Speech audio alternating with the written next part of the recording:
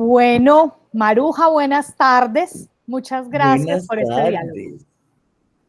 Estamos haciendo este diálogo pregrabado para el Festival Nos Queda la Palabra que dirige Uriel Giraldo, quien tan generosamente nos ha convocado a este encuentro en el que Bueno. creo que en buena hora pues se le hace un homenaje a la poeta Maruja Vieira, a quien le doy la bienvenida. Gracias. Bueno, Maruja, me han encomendado conversar contigo. Para mí, pues, es de las tareas más felices que me puedan encargar.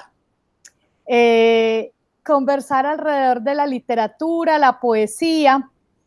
Y quisiera que empezáramos porque nos contaras, tú ya has contado en varias ocasiones, pero recordémoslo para quienes estén viendo este diálogo, esas lecturas de tu infancia, las lecturas que te hacía tu mamá, tu abuela, tu papá, tu hermano, de distintos autores que te fueron acercando a la literatura. ¿Cómo era eso? Era así. 1, papá. 2, mamá. 3, Gilberto. Yo tenía la voz de todos ellos, en que me leían los libros que había en unos grandes cajones, que creo que ya no queda mucho, pero los libros han sido mis compañeros y la poesía ha sido mi orientación, mi meta, lo más importante de mi vida. Estamos hablando de libros que había en tu casa en Manizales, ¿verdad? Sí. Era una casa en el barrio Versalles. Yo recuerdo una que quedaba cerca de la parroquial, porque como yo salí de Manizales muy niña, no tengo una memoria clara de cuál era cuál entre las personas y entre todo lo que yo traté de captar. Y de esos libros que había en tu casa y que leía tu familia, ¿recuerdas algún autor, algún título o algún género que a ti te gustara?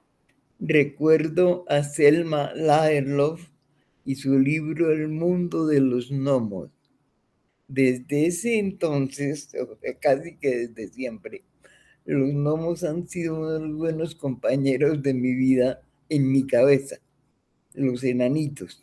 De manera que para mí esas lecturas eran supremamente importantes y era con lo que yo quería tener, lo que yo quería hacer. Yo quería viajar, yo quería tener muchos sueños que fueran realidad. Y fue muy hermoso. Tuve una infancia muy linda. Que está contada en algunos de tus poemas. Sí, claro. Era blanca mi casa, con ardientes geranios. Y entonces tengo varios que recuerdo esa casa, la de los geranios. Qué bien, estamos hablando de los años 20 en Manizales. Yo nací en el 22. Ajá. Y viviste acá esos primeros años. Sí. Que en esa época, acá en Manizales, era escritora ya, digamos, estaba empezando a publicar Blanca Izaza de Jaramillo Mesa. Lo más importante de mi vida después de mis padres y mi hermano fueron Blanca Izaza y toda su familia. Juan Bautista, el gran poeta. ¿Cómo fue la gran poeta? O sea, los mejores auspicios para que yo siguiera enamorándome de la poesía. ¿Eran cercanos? Digamos, ¿alguna vez visitaste su casa o ellos la tuya o leían la obra de Blanca o cómo era esa relación? No en esa oportunidad del primer, ¿cómo diríamos? Del primer paso, porque yo salí de Manizales hacia Bogotá cuando yo tenía como 8 años. Ujú. Y entonces también me acuerdo de Bogotá, de la señorita Georgina Fletcher, en cuya casa nosotros alquilamos un poco de cuartos para, pues para sobrevivir, porque no estaba muy fácil. Pero Y antes de irnos para donde Georgina Fletcher, todavía en Manizales hubo el contacto, la relación importante con Claudina Múnera. Claudina Múnera era la directora del Liceo Femenino de Manizales y la mujer más inteligente, más docta y más comprensiva de todo era ella. Y ella estimuló ese interés por los libros, si no estoy mal. El interés por las letras y por los libros, sí. En el colegio había libros, en el instituto. Sí, claro que había. Y eran muy importantes para mí. Sí, y ella era profesora, ella enseñaba, te daba clases o eran otros profesores. No, ella daba clases en el colegio, pero no eran clases personales, Ya. sino clases de colegio. Ujú, ujú. Bueno, y entonces vino el viaje a Bogotá porque el papá se quedó sin trabajo, esa es una anécdota, que se quedó sin trabajo con la industria licorera de Caldas. Sí, Con, él creó la licorera de Caldas, pero tuvo que aceptar que con el cambio de gobierno, entonces se perdía su puesto y tocó afrontar la situación como viniera. Y entonces fue que se pensó y se hizo el viaje a Bogotá, que porque yo el tenía papá, como porque el papá era primero, conservador, ¿verdad? mi papá era conservador. O sea que cuando ganó el Partido Liberal y como el puesto de gerente de rentas, que era como se llamaba, era muy importante, casi tan importante como el ministro. Entonces, pues sí, tocó ya aceptar lo que viniera. Y ha Y, sido muy interesante. y llegaron a Bogotá a la casa de Georgina Fletcher, que era Sí, una que una feminista. feminista que Ujú, organizaba a las mujeres para que buscaran los derechos, ujú. porque no había voto ni nada para las mujeres en esa época. Y Ella ahí, hizo mucho. y ahí en esa casa, Maruja, fue que empezaste a conocer vía Georgina Fletcher a otras personas de la intelectualidad bogotana. Yo, ante todo, las personas que conocía en mis clases de inglés, como Ujú. Howard Rochester. Y luego ya venía una cantidad de personas interesantes, pero ya al moverme de ciudad cambiaba totalmente el panorama de los amigos, de las amigas. Y conocí gente muy querida y muy agradable y me interesé cada vez más por la poesía. Y entonces la vida fue corriendo, fluyendo como un río. Y esas personas, ¿quiénes eran? Las que te fueron como llevando de ese camino hacia la poesía. Pues, pues los que me fueron llevando fueron Blanca Ujú, y Sasa de Jaramillo Mesa y Juan Bautista Jaramillo Mesa. Eso ujú. era para mí lo más importante. Y también lo que yo llegué a conocer a través de Howard Rochester, pero siendo ya adulta, y conocí bastante de la literatura europea. Por ejemplo, fui muy amiga de la poesía de Shelley, y entonces me fui buscando un camino, o el camino me fue buscando a mí.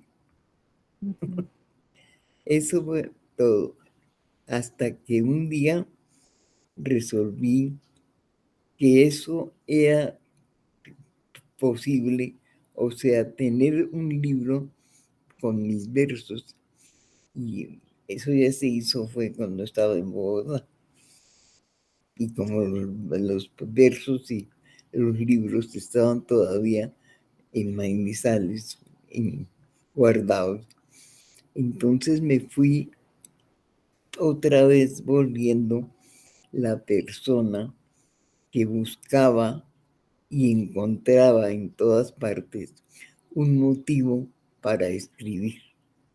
Así fue como nació, como una planta. ¿El primer motivo para escribir fue la muerte de la abuela? Sí, cuando murió mi abuelita, yo escribí un poema que, como es lógico, decía: abuelita buena, mi abuelita santa, eres el recuerdo mejor de mi infancia. Ese ¿Y fue tal vez mi primer poema en serio. en qué momento o cómo es ese fenómeno, esa situación en la que alguien tan lector decide que no solo va a leer, sino también a escribir? Bueno, y fue tan simple, las cosas llegaron, yo las fui escribiendo un poco automáticamente a medida que se formaban en mi cabeza las frases, y unas cuantas rimas, a pesar de que yo no me quedé en la rima, sino en el verso. Libre. Mm.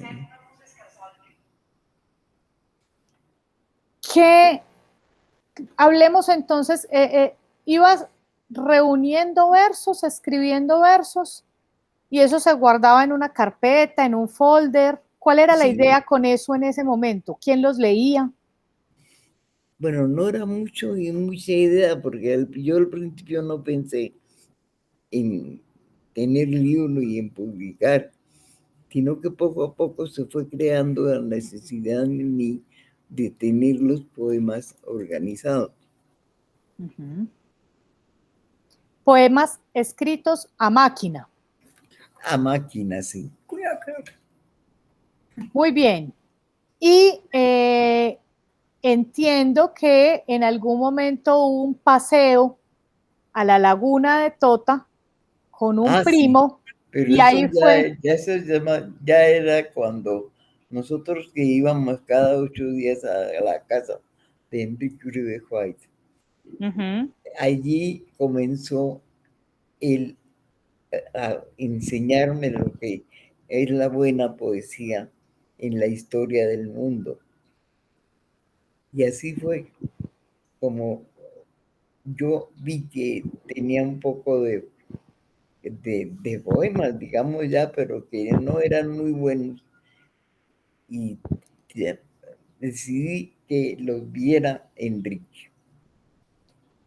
Entonces Enrique los vio, escogió algunos, y yo me quedé con esos algunos, pero con los otros que quedaron huérfanos, los metí en un folder, y yo cuando iba a la laguna de Tota, que íbamos los domingos, y los fui echando al agua cuando salíamos en la lancha. Entonces los poemas iban como patitos y huérfanos detrás de la lancha, y allí se fue formando la idea del libro y la idea de que la poesía era válida para todo en la vida. Estamos hablando de cómo nace el primer libro. Pero antes del primer libro hubo publicación en el periódico, en el... No, ¿No hubo primero en el suplemento literario del Tiempo?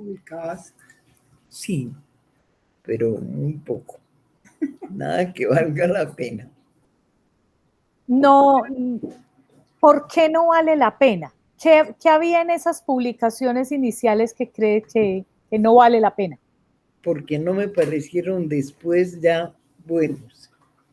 No me pareció que yo pudiera enfrentar la lectura de esos poemas por parte de otros lectores que no fueran mi mamá, mi papá o yo. ¿Qué decían el papá y la mamá con esos primeros poemas? Ah, no, ¿Y el hermano?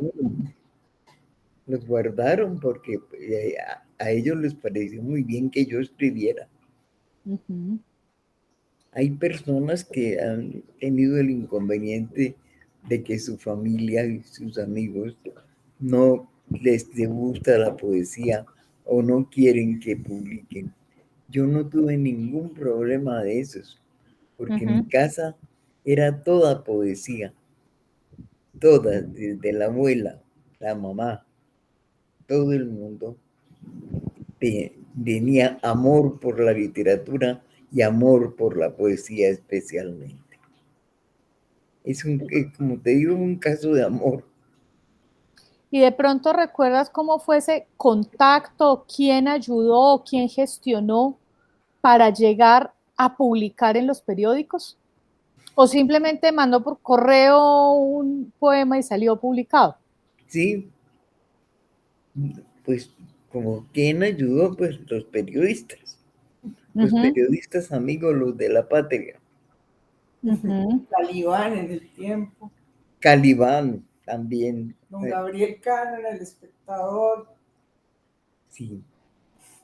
¿Pero eran amigos, eran cercanos o simplemente Maruja Vieira era una joven que escribía y mandaba por correo los poemas a ver si se los recibían? Pues sí. ¿Así Yo fue? me fui haciendo a los amigos poetas precisamente porque ellos se comenzaron a interesar. Yo hacía recitales y pues sí, me manifestaba y Uh-huh. sentí que esa era mi vida y que Uh-huh. lo más importante era la poesía.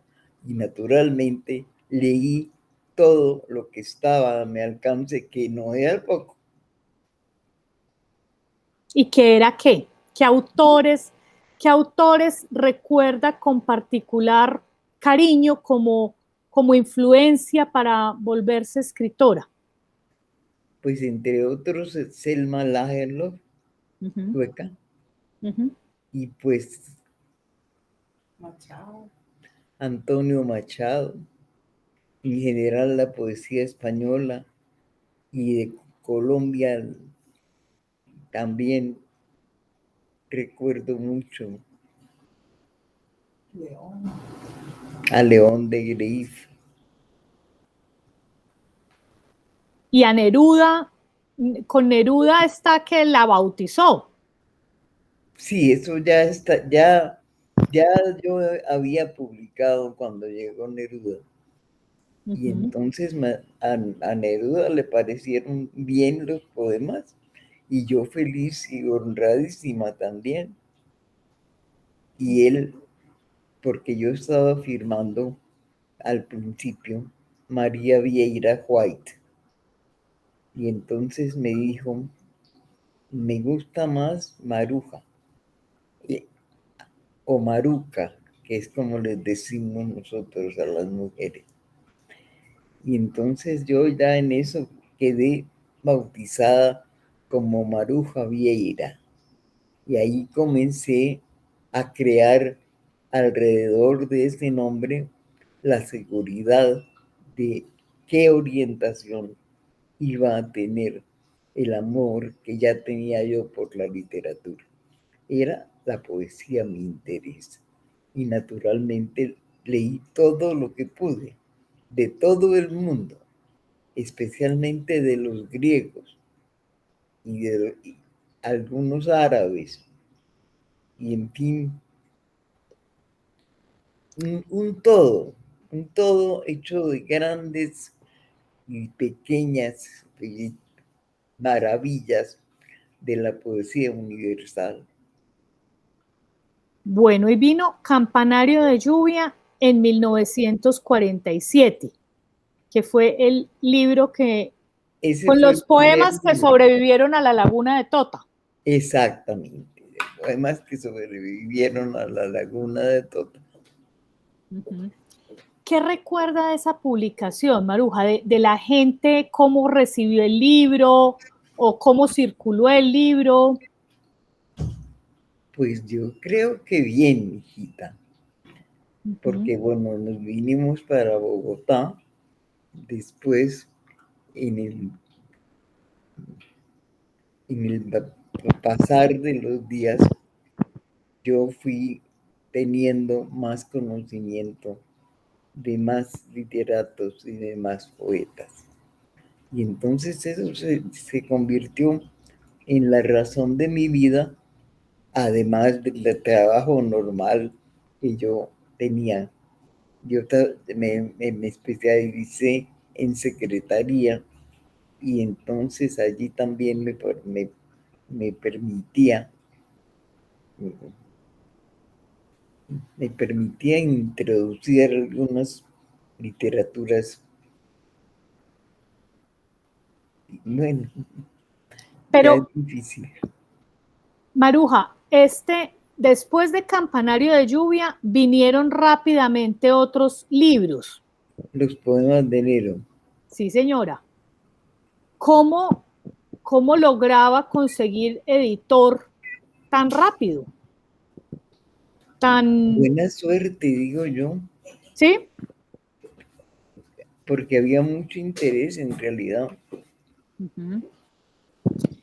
Pero he leído que no solo escribía poesía, también escribía columnas y Claro que crónicas en sí. prensa. No, y sobre todo tenía las fichas de una gran cantidad de libros que me interesaban. Y entonces yo publicaba notas sobre esos libros que yo leía. Como reseñas. Exacto, como reseña. Hablemos un poco de esa faceta, Maruja, que es más desconocida, que es la faceta ya no de poeta, sino de columnas y reseñas y crónicas en la prensa, no solo bogotana, sino también venezolana. No, pero nunca las publiqué especialmente ni tampoco las reuní en libros.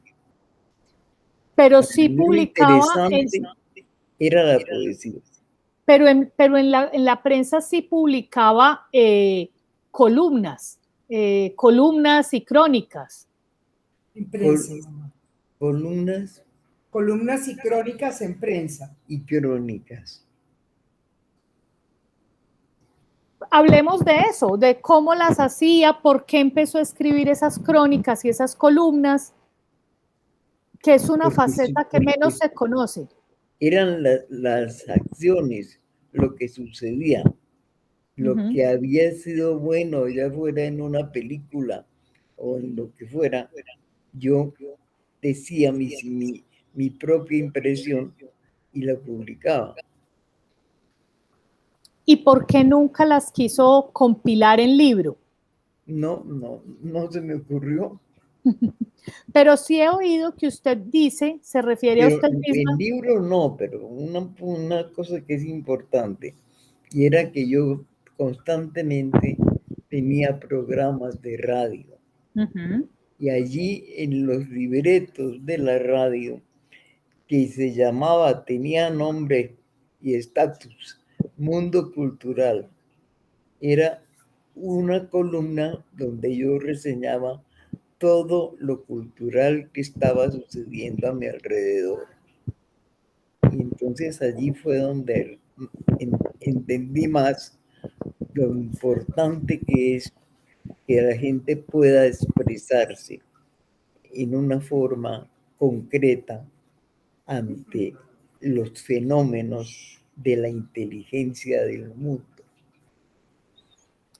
Usted le dijo a Carlos Restrepo, que es un periodista del Tiempo, que usted nació periodista Pues y ya que se ves, sentía periodista. ¿Por parece que qué? sí. ¿Sí? Pues tal vez por la gran cantidad de personas que yo conocía a través de sus libros. Yo tal vez, sí, yo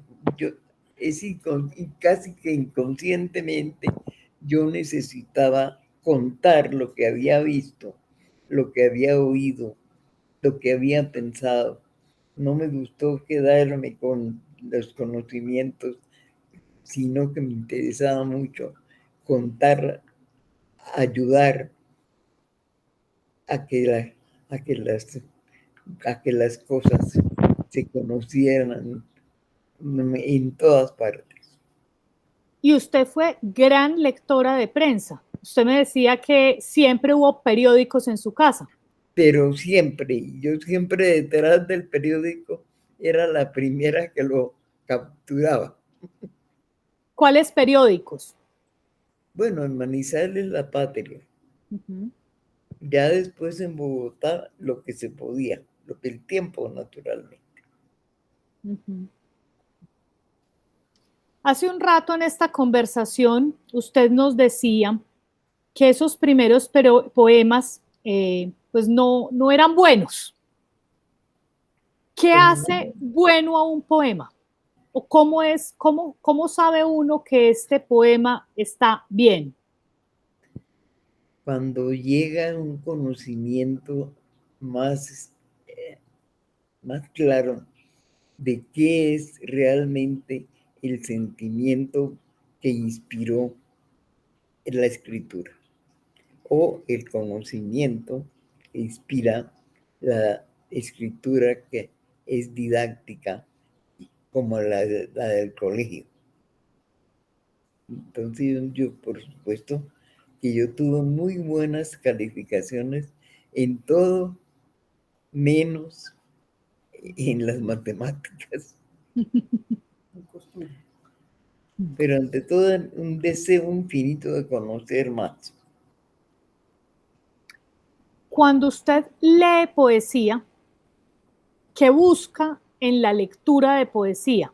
¿O qué Sí, le gusta? sí. Y me ¿Qué? encuentro en la poesía con mucho. Pero ¿qué buscas en la poesía y qué es para ti la poesía? ¿Qué encuentras? ¿Qué Un buscas? diálogo entre lo que yo tengo en mi mente y lo que ha producido otra persona o otras personas en el mundo.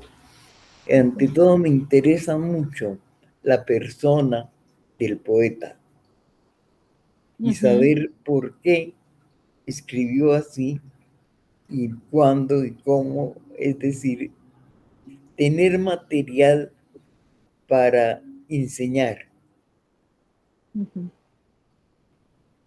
Los poemas suyos son unos poemas muy claros.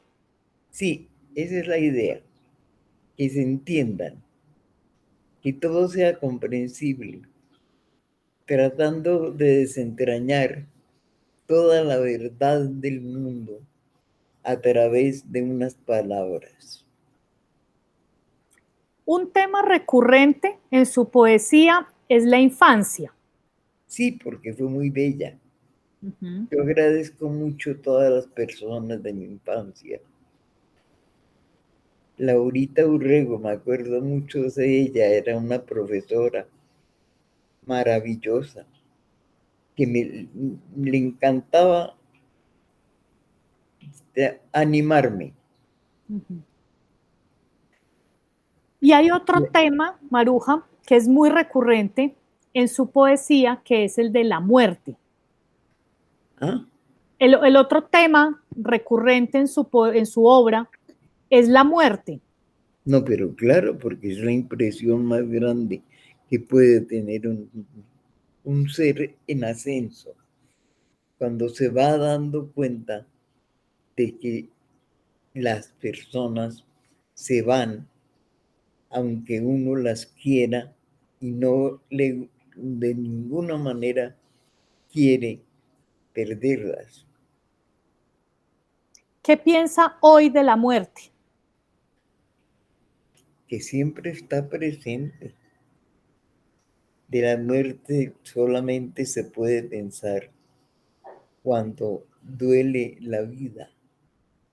Y como a mí es poco en realidad lo que me ha dolido la vida, pues sí, yo he pensado en la muerte, pero no como un problema muy grande. Ni habita tampoco mi poesía, excepto porque personas que mueren y no dejan nada, esas personas están verdaderamente muertas. Lo importante es dejar algo para que alguien lo recoja. Pero también hay otro sentido en su poesía cuando usted, por ejemplo, escribe sobre su amor que murió, el poema como una forma de traer a la vida y mantener vivo ese amor. Exactamente, está muy bien entendido esa actitud de resucitar a la persona querida, estimada, admirada, porque la palabra la tiene vigente, no muere. Mientras existe realmente la poesía, la gente se va, pero se va a un viaje, no muere. Maruja, ¿quién fue José María Vivas? Sí. ¿Quién fue José María Vivas? José María Vivas fue ante todo un poeta admirado hasta que un día lo conocí y allí como que el mundo se juntó y dio todas las vueltas imaginables hasta que nos volvimos novios y finalmente, pasando bastante tiempo, nos casamos. Y para mí fue el ser único y sigue siendo por su bondad, su capacidad, la forma como él entendía el mundo, su bondad, su comunicación constante con Dios. Era un ser absolutamente excepcional. Desafortunadamente, cuando nos casamos, ya sabía seguramente Dios que se lo iba a llevar muy pronto. Y no me lo dejó mucho tiempo, pero yo sigo igual con él, casada y amándolo. Es muy bonito eso que dice del amor así eterno. Ese sí es el amor eterno. ¿Mm? Ese sí es el amor eterno. Ah, sí, claro. El amor que se renueva además con todas las circunstancias y aspectos del medio ambiente, de la historia, de los sucesos que sacuden, que ha habido bastantes, como por ejemplo el 9 de abril, que fue tremendo, y tantos otros momentos que son válidos para todo ser sensible. Le quiero cambiar un poquito de tema para ir cerrando. Yo sé que estas conversaciones fatigan, pero es que usted tuvo amigas que son la historia de la literatura colombiana del siglo XX y eran Sí, amigas suyas. sí. Quisiera mencionarle unos nombres y que usted me comentara un poco de lo que recuerda de ellas o pues cómo era esa amistad. Empecemos por Elisa Mújica. Ay, Elisa fue la mejor amiga, la de todos los días, la de todo el tiempo. Y para mí sigue presente, como si no se hubiera ido. como por sus libros también, su novela Los dos tiempos. Y esa mujer que tenía un jardín donde las flores eran de los colores más bellos de la paleta de Dios. Meira del Mar. Hay otro amor muy grande, ya no tan cercano como Elisa, porque como Elisa estaba en Bogotá y yo también. Pero de aquí a Barranquilla siempre hay formas con cartas y con llamaditas telefónicas. Yo con ella tuve mucha cercanía y además la admiré y la admiro porque ella es de poesía eterna. La poesía de Meira nunca pasará de moda, que es cuando la olvidan. Esa poesía no se olvida. Dora Castellanos. Magnífica, extraordinaria, todavía está en el mundo, afortunadamente. Usted ha dicho que es la mejor poeta, Dora Es Castellanos. extraordinaria, verdaderamente clásica, maravillosa. ¿Qué es lo que le gusta tanto de la poesía de Dora Castellanos? Su claridad, su perfecta coherencia, porque no es posible más claridad ni más coherencia que los sonetos de Dora Castellano. Y además también ha sido una gran trabajadora del idioma y de la poesía, porque es, esa es la condición de todas esas amigas, que son poetas y por consiguiente no se van nunca. Y por último, Matilde Espinosa. A Matilde Espinosa es como amiga la más divina de las compañías.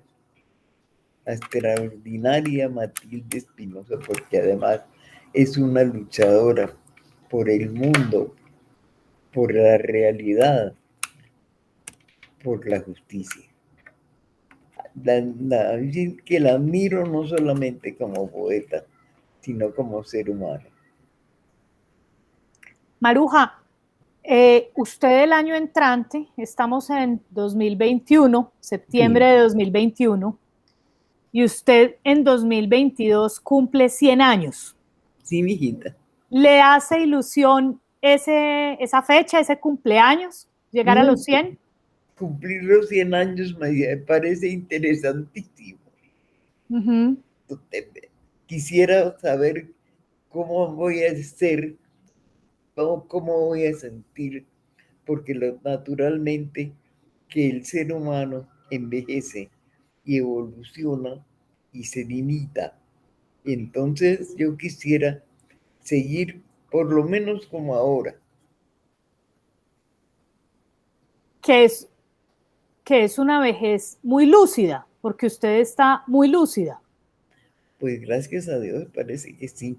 Por lo menos soy lúcida para reconocer dónde está el valor de un libro o de un poema. ¿Usted en la actualidad lee o le leen, sigue vinculada como a la poesía? Sí, mijita, todo lo que puedo. Donde haya poesía, además tengo una hija poeta, que además es extraordinaria poeta y maravillosa hija. Ana Mercedes Vivas. La misma, que tiene de su padre toda esa bondadosa aura de que es una luz constante en mi vida. A las personas que están viendo esta transmisión, a mí me gustaría, Maruja, que usted para cerrar les contara que usted tiene, me parece muy novedoso esto, una página web con todos sus libros y crónicas y una cantidad de textos suyos al alcance de todo el mundo. Bueno, claro, pero para eso cuento con la ayuda de mi hija, que sabe manejar el internet, porque para mí lo más curioso e importante que ha traído el mundo es el internet, que nos podamos comunicar con personas que no hubiéramos jamás conocido. Eso para mí es la ciencia. Como estamos en este momento. Ustedes Exactamente. allá en Bogotá y yo acá en Manizales. Como estamos en este momento. Sí, marujavieira.com es la página web. Está una gotica desactualizada, yo creo que a finales de año estamos actualizándola. Pero es una página que incluso trae, es que cuando hablamos con Maruja Vieira y empezamos a decir que publicó Campanario de Lluvia en 1947, pues hay que decir que su último libro es del 2018, es que usted ha estado escribiendo hasta hace muy poquito. Es que son, sí, en realidad, y hay cosas guardadas todavía en alguna parte. Bueno, ojalá aparezcan esos folders para que podamos conocer más obra suya. Gracias, mijita, para mí será una felicidad saber que estoy en tus manos y en las manos de seres que aman la poesía, porque con la poesía lo que hay que tener es mucho amor por la poesía y tratar de contar todo lo bueno que pase en ese mundo de la poesía.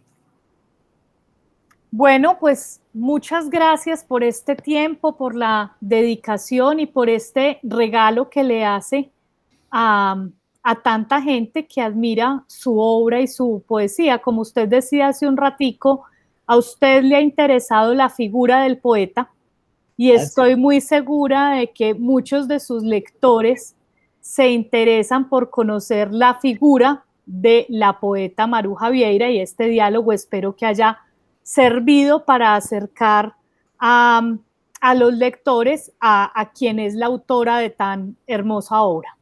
Ay, muchas gracias a ustedes y sobre todo personalmente a ti por darme la oportunidad de hablar con las personas que no puedo ver todos los días.